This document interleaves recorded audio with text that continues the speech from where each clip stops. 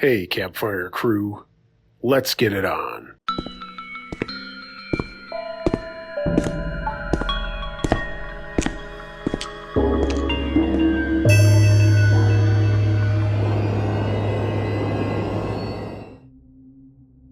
Hey gang, it's that time again, so after the stories, I'd like to share another music video with you from a local band here in Western New York, Swill. I shared a song of theirs from their new album, We're the Dancing Dead, not too long ago, and they've got a new video out for one of their singles, a tune called Two Trains Racing. Stick around after the stories for that. Now, to the stories. My Allotment Neighbor Wanted to Harm Me by Academic Birthday. I'm a teenager, and I help out my dad on the allotment. If you don't know, an allotment is like a mini farm. You can plant veggies, have animals like chickens or rabbits to care for, etc. This happened recently, and it still creeps me out. One evening, my dad said we needed to go to the allotment to feed our chickens, as he had forgot to feed them earlier that day.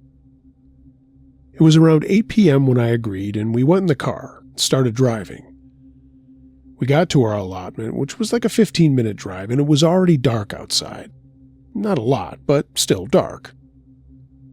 I opened the gates to the allotment and let my dad drive in and then closed them. As I was still standing there, I saw a black car outside. The car belonged to a guy that used to be chill with my dad, but they both kind of fell off from talking to each other. My dad said he'd be becoming more mentally ill as the guy had gone through a divorce and got his kids taken away by the mother. The guy lives on the allotment now, even sleeping there. Now remember, there's other people too in this allotment area. Around 20 other ones, but that night there was no one else except me, my dad, and this guy. After my dad parked the car, we got out and started getting the food for the chickens. While my dad was doing that, I looked at his ex-friend's allotment, only to see him staring at us. It was dark, so I could only see a shadow of him, but I knew he was staring at us. I had a gut feeling, but I decided to ignore it. We went to our allotment, fed the chickens, and were about to go home when my dad remembered he had forgotten something. He went to the shed at the end of the allotment to get something, and I was going to enter too, but I had a feeling to wait outside instead. I asked my dad how much longer till he found what he needed, and I turned back to face our gate being open. I didn't see it at first, but saw the guy trying to enter our allotment quietly. He stared at me for a minute and then slowly closed the gate before just disappearing into the dark. I didn't react or say anything. I just stood there. I thought of telling my dad, but didn't want to scare him or anything. I mean, in the end, this isn't a horror movie where I should have screamed like a girl. When my dad left the shed, we could leave. And as we were, we heard a sound like an axe hitting wood non-stop. We both knew something was wrong, so we quickly walked to the car, started it, and went to the gate. I had to get out of the car to open the gate, and I was creeped out by the guy being around in the allotment. I quickly opened it and let my dad drive through, but as I was closing it, I saw something that horrified me on the spot. The guy was just standing there, about 20 meters away, looking at me. I couldn't see any details, just darkness on him. He was holding something in his hand, but then he just moved and went into the bushes. My dad got out of the car to lock the gate, and he looked at the bushes through the closed gate and then rushed to the car. We both got in and left. My dad started driving, and I asked my dad, "Did you see what I saw?" And he said, "Yeah, I saw him hiding in the bushes, squatting, looking at us." My dad said he saw him holding on to something too, like an axe or a really big knife. We left terrified, but we tried to laugh it off, knowing we were probably close to being attacked, or worse, dead. We had to go back to the allotment at the same time around 8 p.m. a few days after what had happened. We saw the guy's car in the allotment, and we knew we needed to be quick with feeding the chickens. As we did, everything was going fine until we were about to leave. My dad stopped me, and we hid over in a blue shed. My dad said, "He's there. He's in the bushes." My heart dropped. We quickly ran to the car, got in, closed it, and drove off. But for a second, I saw the guy. He had an axe. He had wanted to sneak up on us the whole time and harm us. I truly believe he wanted to kill us.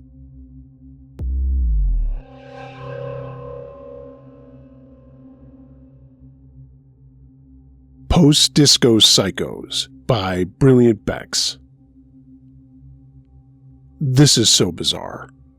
This isn't even a memory I forgot, just one that I basically turned into my own fun anecdote to make it less scary. 11 years later, it's fucking scary, and I know how lucky I was. For context, I was a fresh 21-year-old and had recently rediscovered a love of dance and started enjoying concerts and festivals. I had attended my first festival at 20 and had the most amazing time volunteering and meeting people. It was a last-minute and unexpected situation that first year, but after the amazing experience I had, I was hooked. It's prudent to add that I was extremely naive and obviously new to that kind of scene. So, the next year, I had cut off the friends I'd gone to festivals with before, but still had friends of friends that I got along with really well and had good memories with. So even though I was going to my second year at the same festival, I was going solo and just camping with friends of friends, which I suppose was the beginning of the problem. I got going kind of late, so when I got to the festival, the lines to get in were extremely long. I'd packed diligently, but the service wasn't great and I was having a hard time contacting these semi-friends that I was camping with. By the time I found them and had set up, it was dark. It was a newer but pretty large festival, and I had a really bad sense of direction. In future years, I had learned to bring battery and solar lights and obnoxious decorations because of this night.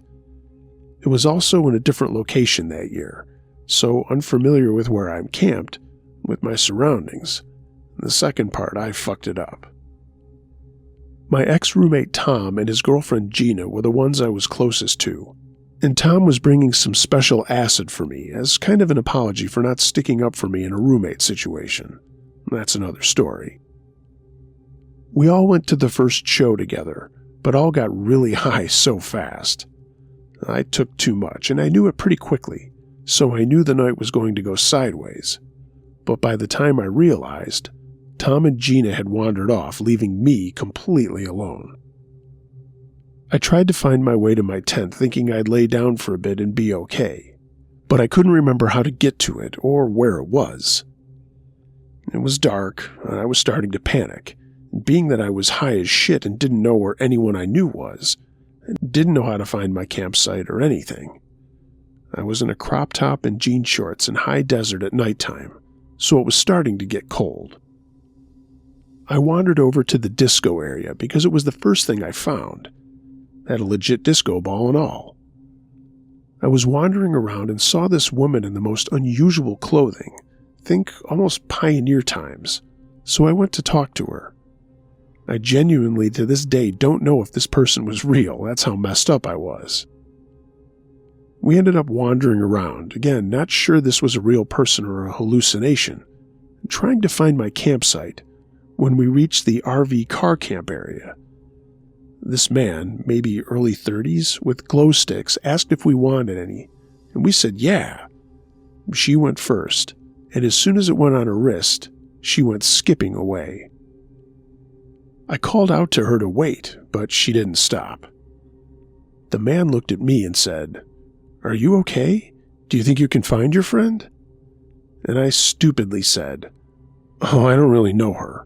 I can't find my campsite, and she was helping. But, oh well."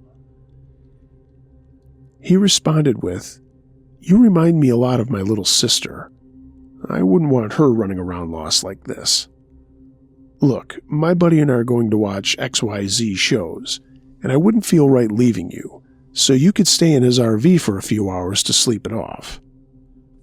Obviously, I was too high, too young, too naive to see where this would go, and I stupidly complied and followed him. It was fine at first.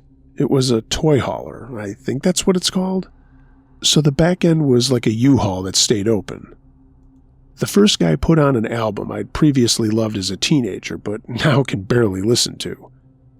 It tucked me in, and then they left. I didn't see his buddy at that point. Fast forward God knows how many hours. I'd been tripping out to this music and actually been getting to the point of okay when they got back.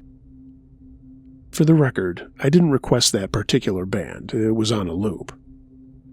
First thing was the guy that told me I looked like his sister was climbing on top of me while I was half conscious, kissing my neck and touching me. Then I felt the second one in his hands. I was still so high and out of it, but I immediately told them to stop and that I wasn't in a place for that. They got angry, and the one who'd gotten me there was the most frightening. I saw his eyes change in that moment, and I knew I was fucked if I couldn't get away. It didn't matter how high I was, I needed to get away from them. I don't even recall formulating a plan. I remember the main man saying, "We helped you. Now you owe us." Then I slammed my knee into his groin, and I may have forgotten that he was on top of me at that point. All I remember is running for my life into the very prickly bushes, not knowing where I was going, but desperately running away. The second man seemed a bit nervous about the whole thing and didn't do much except touch me, while the other one had held me down with the weight of his body. I met a couple of kind souls that calmed me down when I was completely freaking out, crying and covered in dirt and thorns, and they gave me a safer space. I didn't sleep that night, as I could no longer trust the kind stranger thing, but I also couldn't find my camp. It was 10 yards away, as I discovered the next day. To the two men who tricked me, trapped me, and would have done something inevitably bad to me, let's not meet again. And also, fuck you both. Edit. I forgot to add this because it's a pretty intense memory for me, but I'm pretty sure the only reason I got away is because they were on something. I hadn't even met guy number 2 before, so I don't know about him. But the one I did meet seemed crazed and very amped and high and out of it. And yes, I know, the whole thing was stupid of me. I was not even a month into 21, though, with very little life experience.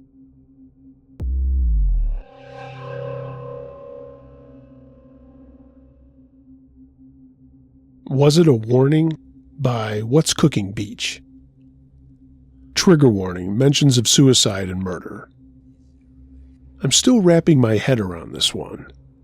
It's been over 2 years since the last big event tied to all of this, but only recently have I been able to unpack it all and face it head on.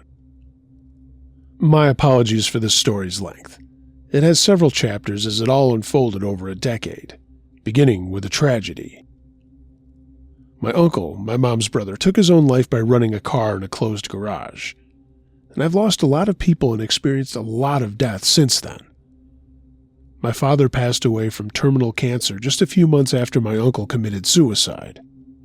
And then some of my friends throughout my 20s. 2 of my friends were murdered, once in a crossfire, and one was executed in cold blood. Also, some of my friends have overdosed. I've always been sensitive to the paranormal. My sister is a huge Stephen King fan, so we call it The Shine.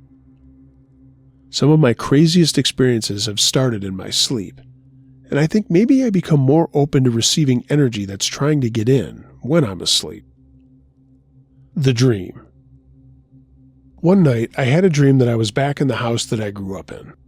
I was in my old bedroom, and I walked out and stepped into the door of my dad's room. I was afraid to push it open because I knew something bad was on the other side. But I pushed it open and walked in to see my uncle lying on a flat stainless steel table. There was a sheet covering him from his toes to his shoulders. He wasn't dead, but he wasn't awake. It looked like he was in a trance. Then this inky black cloud materialized into this energetic force and started to attack me. The gusts were knocking me around, and I was struggling to breathe as this inky blackness tried forcing its way into my lungs. The force was starting to overtake me, and I lashed out wildly, letting out a primal scream. At that moment, in reality, I woke up in my bed screaming and swatting at the air. I didn't want to break from my sleep completely, and I burrowed back into my bed to fall back into that dream and into the fight. Luckily, I was still on the cusp of sleep and slipped back into the moment in that room, unluckily still battling the cloud of pure hate and darkness. I wrestled with the force until it tired and retreated, and I woke up feeling horrified and shaken. I've had sleep paralysis since I was a kid, and this was not that. No part of me was paralyzed. I was flailing around with full mobility. The party. I work as a private chef, and this oftentimes entails going to rental homes for groups of friends and preparing a multiple-course dinner. This dinner was booked through a catering company who contracted me to finish the dinner and serve it with their executive chef. The dinner was set in a beautiful travel destination, so I was stoked to go. The place is known for its spiritual power and tends to attract woo-woo types. The executive chef mentioned that this group of women were all psychics, mediums, and light workers. He said it in a mocking tone, but I was kind of excited. Those are my kind of people. And I was curious to see if anyone could tell me anything about my dream. As expected, the women were all pretty toasted when we arrived. They'd been there on a retreat for a few days, and this was their farewell dinner. We jumped right into the finish and served the food, and a few of the women were hanging around the kitchen island and chatting with us. I love interacting with guests, so I was entertaining it and answering all of their questions. My associate was keeping his head down and dodging interaction as much as possible. Then, one of the women told me that I came in with two spirits. One was a teenage girl, a friend of mine who'd overdosed, and the other was my uncle or my grandfather. I perked up. I'd always been very suspicious of people who claimed to speak to the dead, but she was dead on.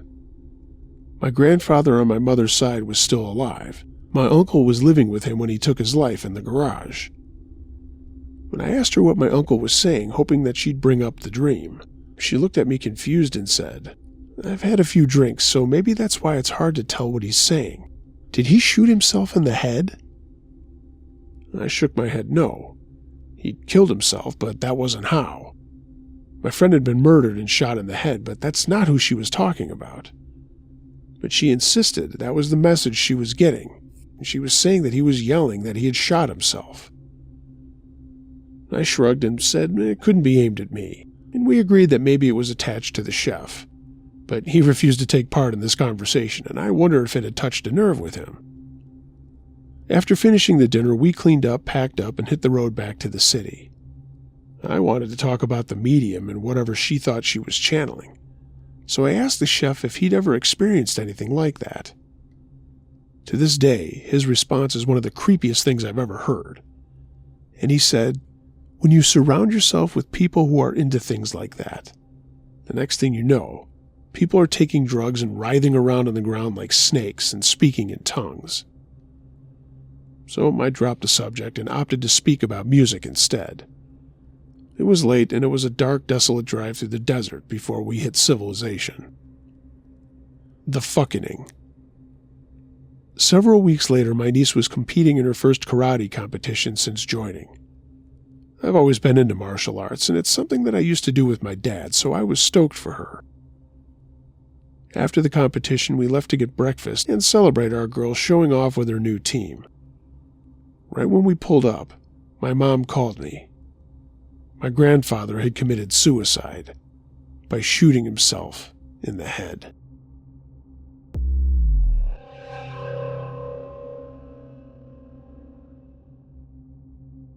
"3 in the Morning" by Swill. This happened in the late summer of 2014, but I remember it clearly even 10 years later. In the fall of the previous year, I moved into an apartment with my boyfriend at the time. I was freshly 18 and he was 22. He was a socially inept groomer. Let's call him Mike. Mike was always emotionally distant and strange. We had many shared interests, but he refused to let me have friends, make new friends, or just go out and enjoy life in the city. I'd invite him to concerts for bands he'd liked, and he'd decline. I'd offer to introduce him to my friends. He'd decline. I'd go out to a show with my friends or go hang out with my friends, and he'd send me a Word document, a deranged poetic slight describing every single fault of mine he could discern. One time, I smoked pot, and he compared me to Medea killing her children. When I say poetic, I mean poetic. When I say deranged, I mean deranged. Naturally, we broke up. A friend of mine found him on a dating website, and that was it. My parents helped me lug his stuff into a truck and took him and all his shit to his parents' house. Done deal. I kept the apartment and tried to settle back in. It was fine. I enjoyed my alone time and was free to have friends visit. It seemed ideal. Upon falling asleep on my second night alone, I was quickly woken up by a knock on my door. I checked the time, maybe 3 or 4 a.m. Fuck it, no thanks. I tried to drift off again, but the knocking happened again. More rapidly, more aggressively. I kept ignoring it. I didn't have that many friends, and the friends I did have wouldn't be banging on my door at 3 a.m.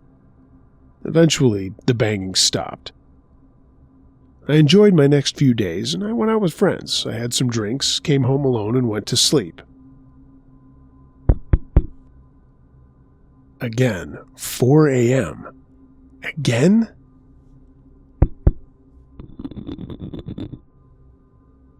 This time, whoever it was trying to open the door.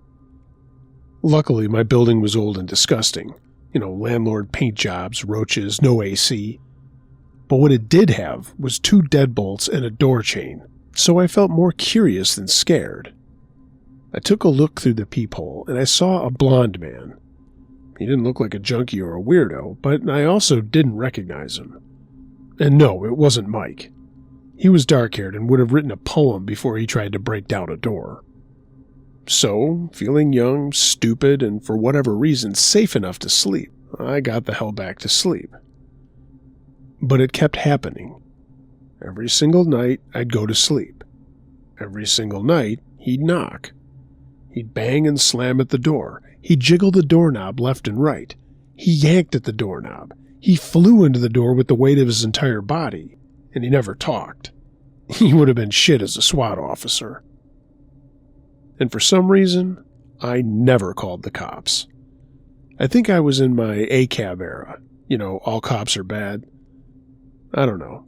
It went on for about a week, but I did call my friend Pete. On one day, Pete and I hung out. For a bit of context, Pete looked like the sniper in Saving Private Ryan. Skinny, bonely, oddly serious. Pete wouldn't hurt a fly, but he had a weird ghoulish face that made it seem as though he could. So we waited and waited. We plotted, and we constructed a plan. Speaking in whispers, we waited into the night. 12 a.m., 1, 2, 3... Go time. Out the peephole, we saw the blonde man. And what a surprise, he continued to knock, smash, and bang. With the chain lock still on, we undid the 2 deadbolts. The knocking paused. We flicked open the doorknob, and with a knife in each of our hands, we stabbed stupid IKEA kitchen knives through the gap. "We're gonna kill ya! Come back here and we'll cut your nuts off!" We swished the blades around like pirates who are only allowed to carry butter knives. "Fuck off! Rah!" The blonde man stumbled back and jogged down the hall, and Pete and I laughed our asses off. And to my surprise, the blonde man never returned.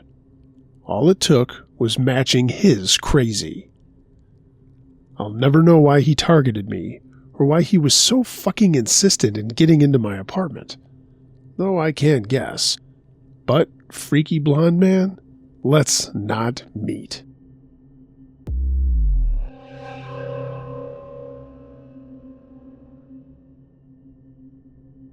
I Think Something is Haunting My Home by Scary Meowie.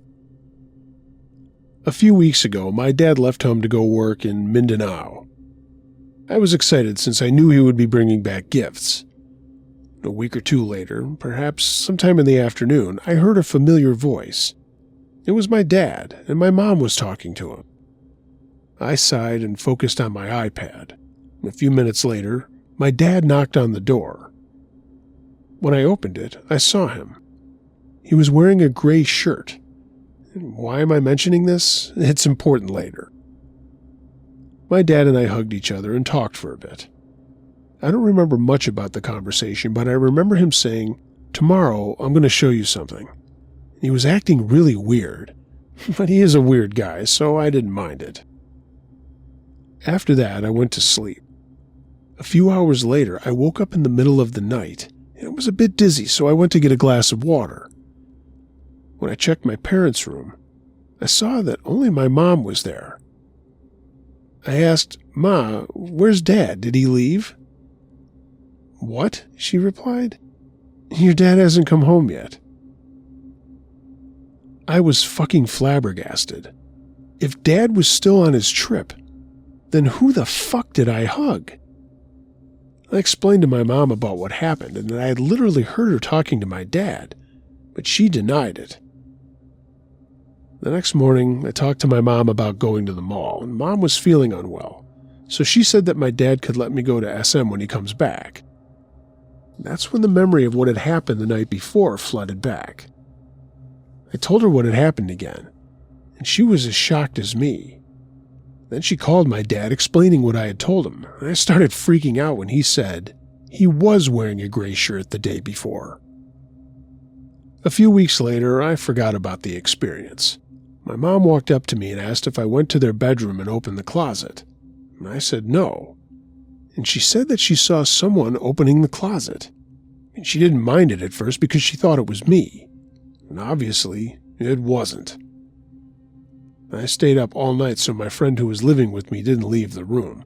And I didn't leave either since I was too busy watching TikTok. Dad thinks someone is haunting the area. I don't know if the house is haunted since no one died in the house. Plus, my dad had built it. My theory is that an Encanto is toying with us. Encantos are deities or nature spirits that Filipinos used to worship and respect during the pre-colonial times. Although my theory could be easily disproved. Perhaps a gust of wind could have opened the closet. But the only question I still have is, who the fuck did I hug a few weeks ago? If it wasn't my father, then who was it?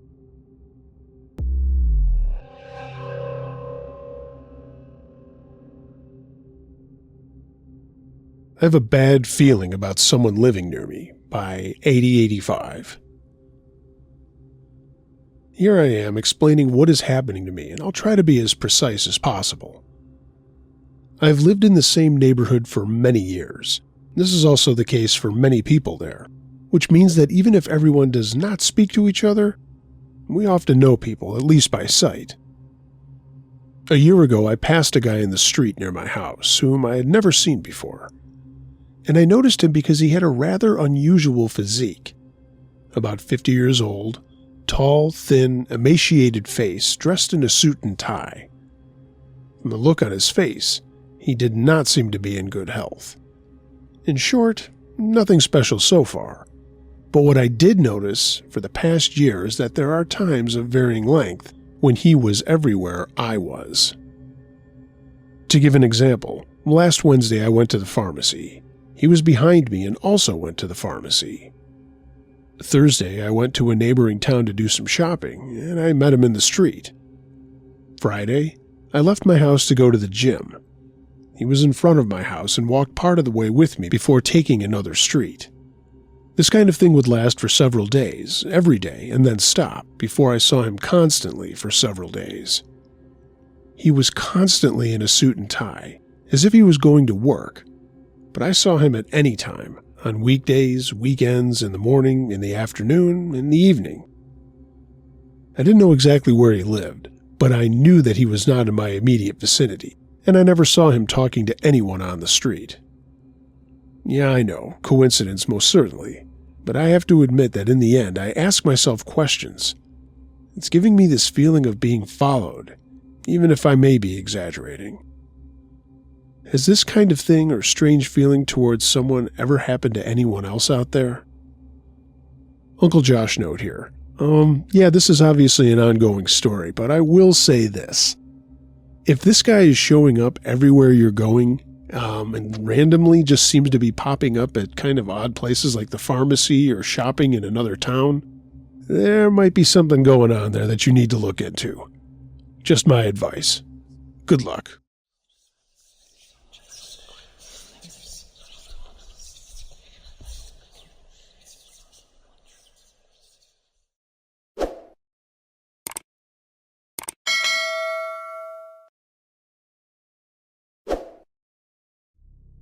Hey gang, thanks for listening to this episode of Uncle Josh's True Scary Stories.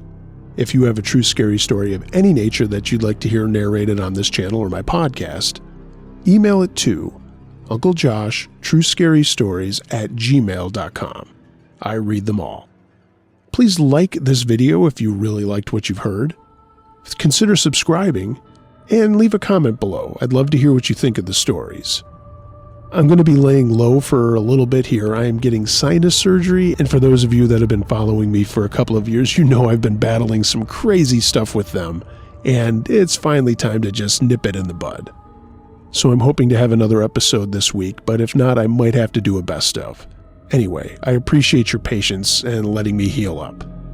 Follow me on social media. All the links to that are in the description below. And if you'd like to take your support of the channel even further, find a link to my Patreon page and my storefront at tpublic.com. Get yourself some Uncle Josh and Campfire Crew merchandise. And as I mentioned, I'm going to end off things here with the latest video from the band Swill off their album We're the Dancing Dead. Here's their latest video for Two Trains Racing. Everyone, be excellent to each other. And until next time, be wary of things that go bump in the night. It could be anything. A ghost, a monster, or the guy next door.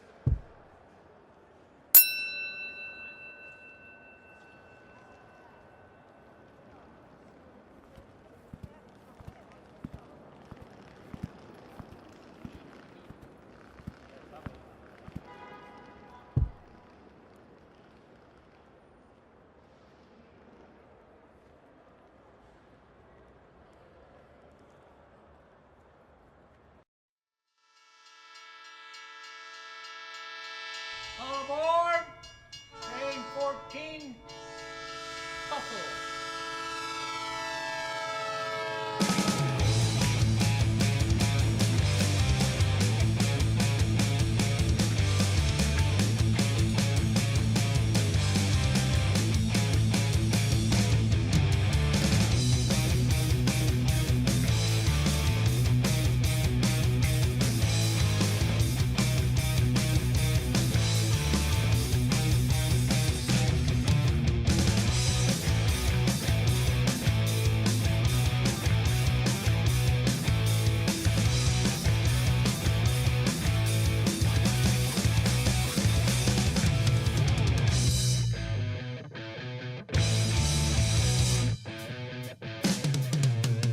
Cut the crap, Joe.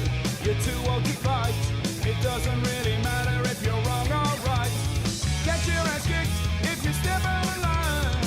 Looking for trouble while you're out of your mind. Hanging around in a local bar. Opened your mouth, went a little too far. Got into a fight with 3 other guys. Kicked it out, you gave your 2 black eyes.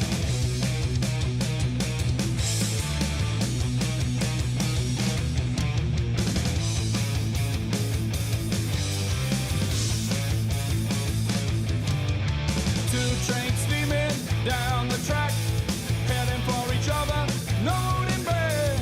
2